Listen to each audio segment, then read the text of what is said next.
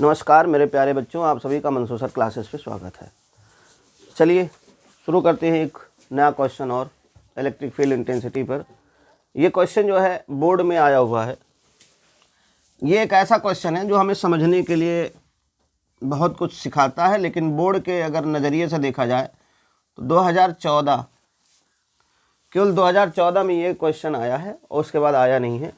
तो हम इसको पढ़ लेते हैं। हाँ, जैसे ही इलेक्ट्रिक फील्ड वाली बात करते हैं, सेम टू सेम हम मैग्नेटिक फील्ड की भी बात करेंगे आगे चल के। ठीक, तो जो कॉन्सेप्ट अभी हम इलेक्ट्रिक फील्ड पे यहाँ वाले क्वेश्चन पे लगा रहे हैं, यही कॉन्सेप्ट, जो कॉन्सेप्ट यहाँ है वही कॉन्सेप्ट यहाँ पर लगेगा। जो आज यहाँ सीख लेगा ये वाला अपने मन से कर सकता है।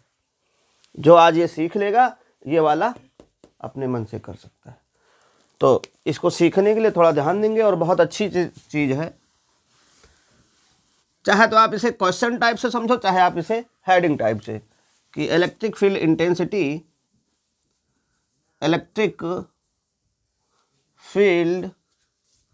Intensity due to circular loop.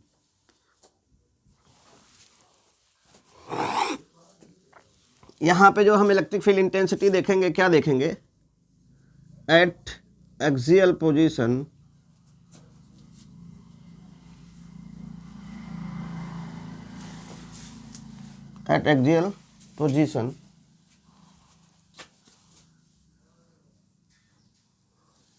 ठीक है ना? क्या है? एक वृत्ताकार आवेशित वलय मतलब रिंग है, छल्ला जो हम लोग पहनते हैं वो उस तरह से। वृत्ताकार आवेशित वलय के केंद्र से r दूरी पर वैद्युत क्षेत्र की तीव्रता। r दूरी पर मैंने लिखा है ना, ये अक्षीय स्थिति में रहेगा। ये कहाँ रहेगा? अक्षीय स्थिति में। r दूरी पर वैद्युत क्षेत्र की तीव्रता।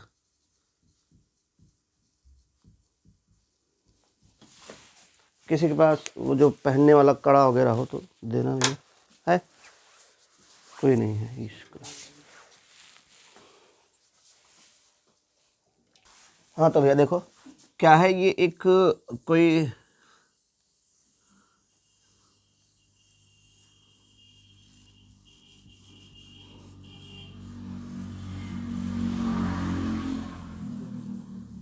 ये एक सर्कुलर लूप है, या आप बोल सकते हो कि ये इस तरह से गोला कोई है। सर्कुलर जो है, आप कोई रिंग मान लो है। ये देखो, ये इस पे जो चमकीले लगे हैं, ये समझ लो कि ये चार्ज डिस्ट्रीब्यूट है। ठीक है, ये क्या है? चार्ज है।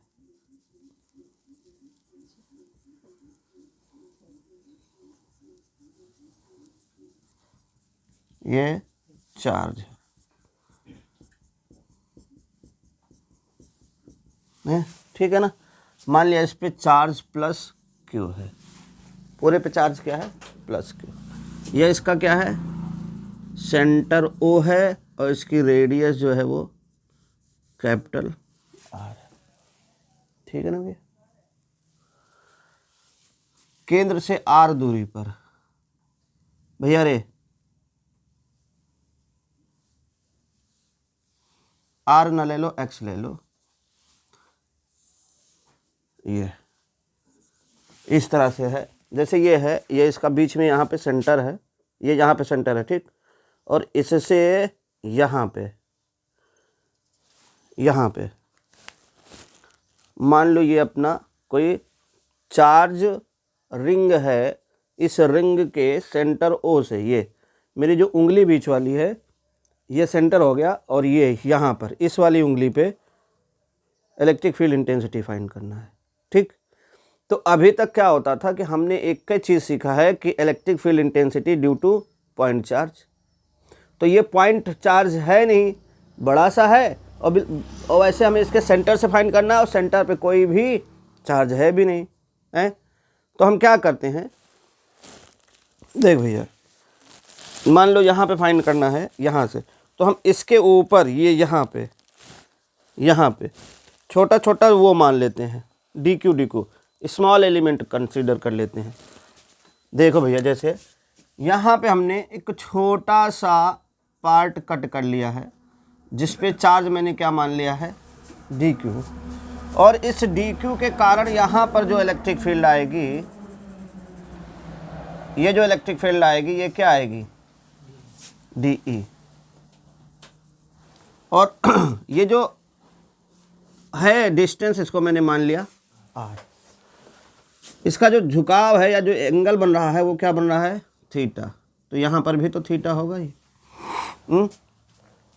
तो जो इलेक्ट्रिक फील्ड ये दिख रहा है ना भाई, तो इलेक्ट्रिक फील्ड जो आएगा डी ई आएगा, डी छोटे से पार्ट से हमने पहले वहाँ निकाला, डी ई कितना आएगा, K D Q by R square. जैसे हमने डी क्यू निकाल लिया, तो डी क्यू निकालने के बाद हमने आज तक यही चीज़ सीखा है कि या तो एक्स में हो या तो वाई में हो। हम एक्स और वाई में ही अपने आप को कंफर्टेबल मानते हैं।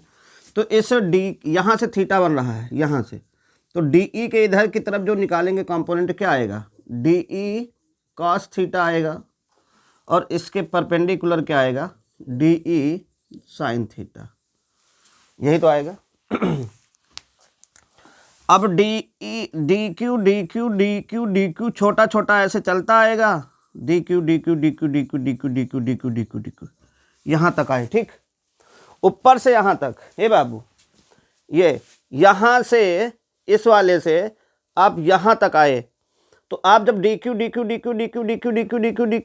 चलेंगे तो इलेक्ट्रिक फील्ड इंटेंसिटी इधर आएगी। अच्छा, यही अगर यहाँ से छोटा सा बिल्कुल नीचे से हमने डी क्यू ले लिया, तो इससे ये जाएगा कि नहीं जाएगा, जिस एंगल पे ये थीटा था वही मान लेते हैं, ये भी क्या होगा, थीटा। तो इधर का क्या बनेगा, डी ही तो बनेगा भैया, छोटा सा है चार्ज, छोटा सा चार्ज है तो डी क्यू बनेगा। अब ये थीटा था तो ये भी थीटा हो जाएगा, और इसका कंपोनेंट निकालेंगे इधर की तरफ, कितना आएगा, डी ई कॉस थीटा, और ऊपर की तरफ वाला क्या बनेगा, D E sine theta. D E sine theta ये भी है और डी ई साइन थीटा ये भी है। देखो अभी तो मैंने इसके ऊपर वाले का डी क्यू लिया था, सबसे ऊपर वाले का डी क्यू यहाँ पे, तो यहाँ देखो ये ऐसे आ रही है डी क्यू, नीचे की ओर इलेक्ट्रिक फील्ड गई ना, और नीचे का अगर मैंने डी क्यू लिया तो यहाँ पे ऊपर की ओर गई ना। अब यहाँ पे इधर कुछ दूरी पे जो डी क्यू के कारण इलेक्ट्रिक फील्ड आई है वो एक इधर नीचे की ओर आई है और एक ऊपर की ओर। अब इस नीचे और इस ऊपर वाले को अगर हमने डिवाइड किया है तो इधर की ओर आया है डी ई साइन थीटा और इधर की ओर आया है D E sine theta. D E sine theta एक दूसरे के बराबर है और अपोजिट डायरेक्शन में है, तो दोनों एक दूसरे को क्या कर दिए हैं, कैंसिल आउट। इससे डी ई कॉस थीटा इधर की ओर गया है और इससे डी ई कॉस थीटा भी इधर की ओर गया है, दोनों की डायरेक्शन एक ही हुई है कि नहीं, D E cos theta D E cos theta. अब देखो होता क्या है, ये जो रिंग है ऊपर के यहाँ से लिया था तो नीचे गया था ना, तो मैं ऐसे ऐसे चलता चलता आधे तक इस रिंग का आधा भाग आऊँगा तो नीचे की ओर ही जाएगी इलेक्ट्रिक फील्ड, जाएगी कि नहीं जाएगी। अरे देखो यार, आधा भाग नीचे की ओर और जो नीचे से लिया था आधा भाग ऊपर की ओर जाएगा। ये बात तो समझ में आ रही कि नहीं।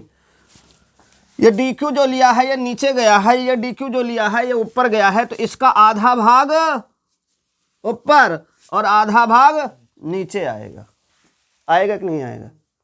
तो आधा भाग ऊपर गया आधा भाग नीचे गया, पूरा हो गया ना। मैं छोटा छोटा करता जाऊंगा तो सब पूरा हो जाएगा। तो आधे भाग ऊपर वाले से डी ई साइन थीटा और आधे भाग नीचे वाले से डी ई साइन थीटा, मतलब जो वहाँ पे कंपोनेंट है डी ई साइन थीटा वो एकदम से कैंसिल आउट हो जाएगा। यहाँ पर डी ई साइन थीटा वाले कंपोनेंट एक दूसरे को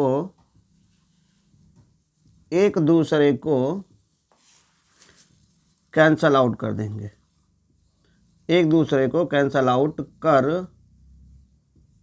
देंगे, एक दूसरे को कैंसल आउट कर देंगे ना भैया। बचेगा कौन सा? बचेगा कौन सा? आधे के कारण भी डी ई कॉस थीटा और इस आधे के कारण भी डी ई कॉस थीटा। बचेगा क्या? D E cos theta. तो जो ई नेट निकलेगा, जो ई नेट निकलेगा वो क्या है? D E cos theta, D E cos theta, D E cos theta, D E cos theta, D E cos theta, मतलब समाकलन होगा क्या? डी ई कॉस थीटा का। ये बात हजम हुई कि नहीं हुई? हुई ना भैया। अब देखो, तो जो ई नेट आया, डी ई की वैल्यू रख लो, के D Q R square cos theta, ये तो आएगा। ध्यान से देखेंगे हैं? मैं इस वाली डिस्टेंस पे निकाल रहा हूँ, स्मॉल आर होगा, कैपिटल आर तो उसकी रेडियस है, कैपिटल आर नहीं होगा। मैं इस डिस्टेंस पे निकाल रहा हूँ तो ये वाला डिस्टेंस होगा ना, ये कैपिटल आर नहीं होगा भैया। क्लियर है? क्लियर है ना? बहुत गौर से देखेंगे। ये मेरा रिंग है, ये मेरा क्या है? ये इसका क्या है? सेंटर। इस पॉइंट पे मुझे निकालना है। ये सेंटर क्या है? सेंटर से x। तो हमने कभी ये वाला पार्ट लिया, फिर हमने ये वाला पार्ट लिया, फिर हमने ये वाला पार्ट लिया, फिर हमने ये वाला पार्ट लिया, ये वाला पार्ट, ये वाला पार्ट, ये। तो ये कौन सी डिस्टेंस हो रही है? r। ध्यान से देखेंगे भैया, ये वलय रखा है ना, है? यहाँ पे हमें फाइंड करना है। यहाँ पे पकड़ लेना, ऐसे पकड़ लो क्या ऊपर, बस। देख भैया, ये वलय रखा है, यहाँ पर मुझे फाइंड करना है। ये तो दिख रहा है ना सबको? तो यहाँ से जो डिस्टेंस है, यहाँ से जो डिस्टेंस है, यहाँ से जो डिस्टेंस है, यहाँ से जो डिस्टेंस है, यही तो स्मॉल आर है। और देखो कहीं से बदल रहा है क्या? नहीं बदल रहा है। स्मॉल आर कहीं से बदल ही नहीं रहा है। मतलब ई नेट जो आएगा, के बाहर आ गया और आर, जब आर कहीं बदल ही नहीं रहा, मतलब ये तो कांस्टेंट रहेगा ना, तो आर स्क्वायर भी बाहर, डी क्यू और कॉस थीटा। अब ध्यान से देखेंगे भैया, अगर ये थीटा है तो यहां से अगर आप कॉस थीटा निकालना चाहें तो कॉस थीटा क्या निकलेगा? कॉस थीटा बराबर, नीचे दिख रहा है कि नहीं? ये वाला नहीं दिखा ना, इधर दिख रहा है इतना। आ जाओ, इसको मिटा देते हैं।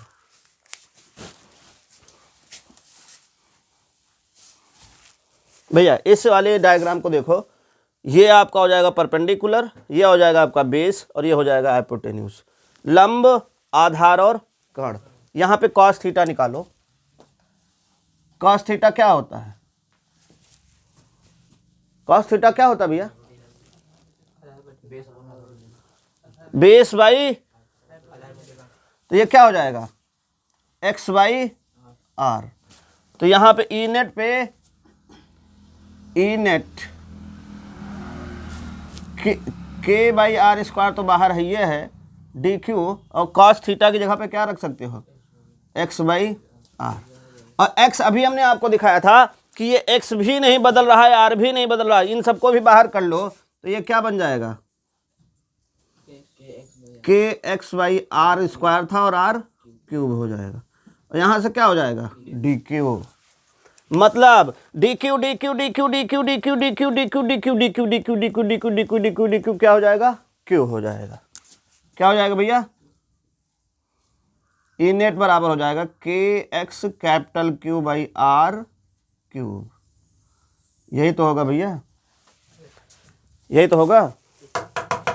अच्छा एक चीज और देखो, मुझे आर डिस्टेंस पे तो निकालना भी नहीं है ना, मुझे तो कहाँ निकालना है? एक्स डिस्टेंस पे निकालना है।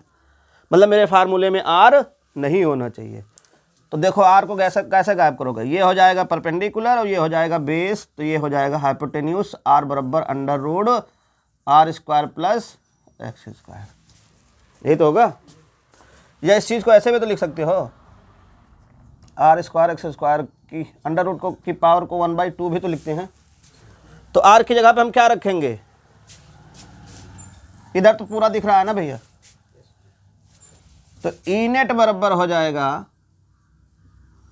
के क्यू एक्स, आर की जगह पे रखो आर स्क्वायर धन एक्स स्क्वायर की घात 1/2 और पूरे की घात है 3, तो ई नेट जो बनेगा जाके के क्यू एक्स यहाँ बन जाएगा R square plus X square, power को पावर से मल्टीप्लाई करते हैं तो 3/,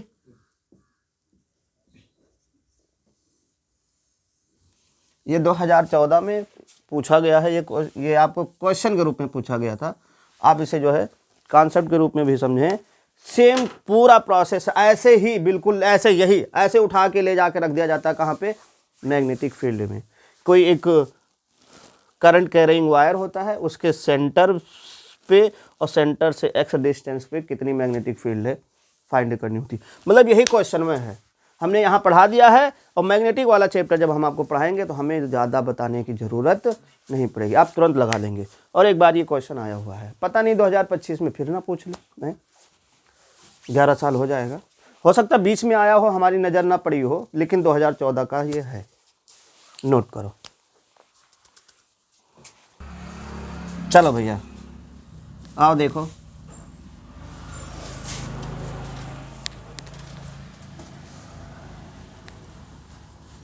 तो अपने पास जो ई नेट आया है, E net K Q X by R square plus X square का 3/2। केस फर्स्ट एक्स बराबर मैं 0 रख दूँ, अगर मैं एक्स बराबर 0, ए भैया ये जो रिंग है ना, ये रिंग, इस रिंग के सेंटर पे देखो, ये भी सब चार्ज है ना, इसके सेंटर पे अगर मैं देखूं, आपसे कहूं कितनी इलेक्ट्रिक फील्ड आती है, तो देखो ध्यान से, ई नेट के क्यू एक्स की जगह पे क्या रख दो 0, आर स्क्वायर प्लस 0, भैया 0 को सब किसी से मल्टीप्लाई करो, सब 0, मतलब रिंग के उस केंद्र पे, सेंटर पे, रिंग के सेंटर पे इलेक्ट्रिक फील्ड 0 होती है, ई सेंटर। क्लियर है ना? कभी आ जाए कि ये कोई रिंग है, चार्ज है, इसके सेंटर पे कितनी इलेक्ट्रिक फील्ड होगी 0। कारण क्या है, ये भैया ये छोटा सा डी क्यू लिया इससे इधर की ओर, ये छोटा सा डी क्यू लिया इससे इधर की ओर, एक दूसरे कैंसिल आउट करते जाएंगे ना सब।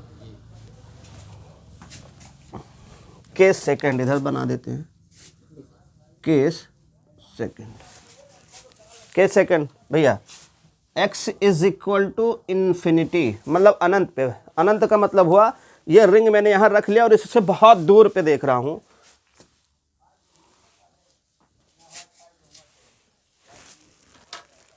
देखना ध्यान से, तो केस ई नेट के क्यू, यहां x है ना ई नेट पे, तो यहां क्या x की जगह पे इन्फिनिटी रख दें, नहीं, कभी भी क्वेश्चन सॉल्व करो तो इन्फिनिटी को डायरेक्ट रखने की कोशिश मत करो, क्योंकि आप लोगों ने मैथ्स में लिमिट में पढ़ा होगा 0/0 फॉर्म अगर बन रहा है, इन्फिनिटी फॉर्म, तो ये सब क्या होते हैं, इनडिटर्मिनेंट, मतलब अपरिभाषित होते हैं, ठीक। तो यहाँ पे कुछ करते हैं, देखो यहाँ पे ये क्या है x, अब यहाँ से मैं x कॉमन लेने की कोशिश कर रहा हूँ, ध्यान समझना, क्या लेने की कोशिश कर रहा हूँ भैया, एक्स स्क्वायर अगर मैं कॉमन ले लेता हूँ तो यहाँ पे क्या बचेगा, आर स्क्वायर और R square by X square plus 1। ए भैया बाबू और ध्यान से देखो कैसे ले रहा हूँ,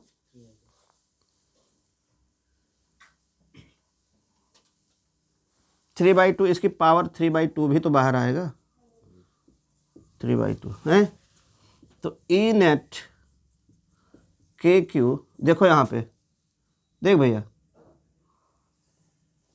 तो ये 2 से 2 मर जाएगा, यहाँ पे क्या बचेगा एक्स क्यूब और एक्स, और यहाँ पे क्या रहेगा R square by X square plus 1।